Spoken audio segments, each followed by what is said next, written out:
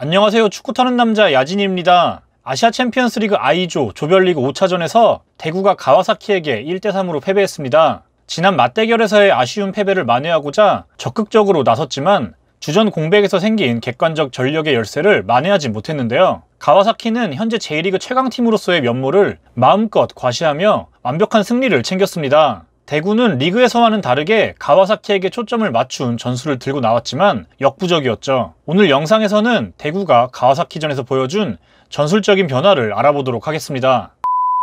대구는 에드가와 세징야가 투톱으로 나섰고 김진혁은 센터백에 자리했습니다. 그리고 안용우와 황순민이 동시에 나서면서 3명의 중앙 미드필더를 배치했는데 이는 가와사키의 강한 미드필더에 대응하기 위함이었죠. 대구가 들고 나온 3명의 중앙 미드필더는 이날 아주 중요한 포인트였습니다. 평소에 대구는 수비 시 전방에서 2, 3의 블록을 촘촘하게 형성하며 상대가 중앙으로 진입하지 못하도록 막아서고 측면으로 공을 몰아가는데요. 하지만 가와사키전에서는 3-2의 형태로 늘어섰죠. 이는 중앙보다는 측면에서 굉장히 위협적인 가와사키를 의식한 대형이라고 할 수 있습니다. 가와사키는 측면에 항상 3명이 트라이앵글 대형을 유지하면서 특유의 패스워크로 잘게 썰어가는 공격을 보여주는데요. 이를 막기 위해 미드필더 3명이 횡으로 움직이며 상대 측면 공간을 내주지 않는 것이죠. 상대의 3명이 공격을 만들어가고자 하면 대구의 센터백과 윙백 그리고 미드필더 중 1명이 도우며 3대3의 숫자를 만듭니다. 미드필더 숫자를 늘린 덕분에 이런 구도를 만들어도 중원에는 여전히 2명이 지킬 수 있죠.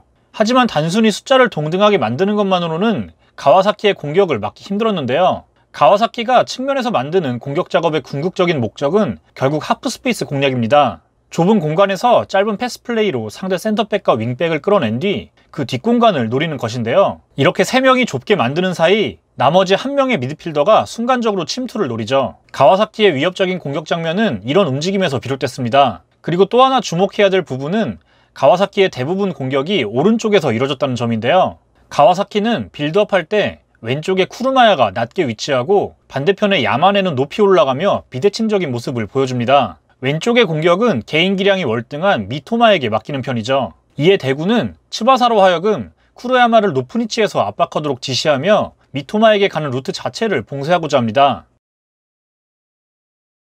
하지만 자연스럽게 반대쪽은 놓칠 수밖에 없죠. 높이 전진해 있는 야마네의 위치는 대구 입장에서 항상 신경 쓰이는 부분인데요. 왼쪽으로 전개하던 가와사키가 빠르게 반대 전환을 펼칠 경우 대구에게는 부담스러울 수밖에 없습니다. 미드필더가 대형을 만들지 못한 공백을 메우기 위해 안용우가 전진 수비를 해보지만 그럴 경우 대구의 장점인 5백이 무너지고 하프스페이스는 더 활짝 열리게 되죠.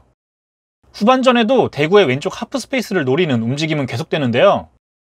여기에 더해 후반에 눈에 띄었던 대구의 문제는 수비라인과 미드필더 사이의 포켓 공간이었습니다. 플랫하게 늘어선 대구의 미드필더진은 상대 선수의 움직임을 쫓고 견제하기엔 용이한 형태였지만 센터백 위에 위험한 공간을 통제하는 데 유리한 포지셔닝은 아니었죠. 계속해서 이곳을 통제하는 데 어려움을 겪었습니다. 특히 좌측면에서 안쪽으로 좁혀오며 1대1로 수비를 흔드는 미토마의 활약에 대구는 힘겨워했습니다.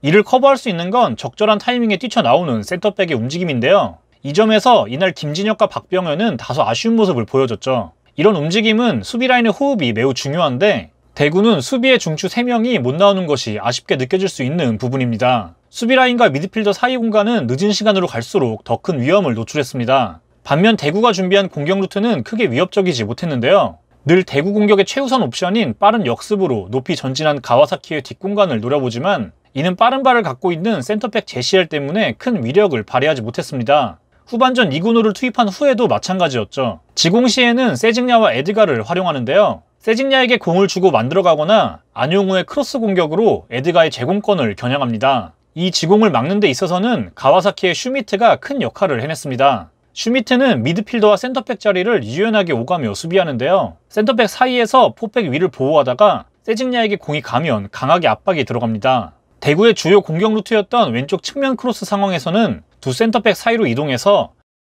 아예 3백과 같은 형태로 안정감 있게 변화를 주죠. 앞서 대구의 약점으로 지적했던 수비와 미드필드 사이 공간을 가와사키는 슈미트 1명으로 잘 커버했습니다. 결과적으로 대구는 지난 맞대결과 비교했을 때 결정적인 찬스를 많이 만들어내진 못했습니다. 후반 76분 정치인과 이진용을 투입하며 포백으로도 변화를 줘봤지만 끝내 승부를 뒤집지 못했는데요. 대구 입장에서는 나름 합리적인 전술 변화를 줬던 경기로 평가받을 수 있지만 동시에 가와사키가 보여주는 한 수 위의 기량을 넘어서지 못한 아쉬운 경기로 남게 됐습니다. 시청해주셔서 감사합니다.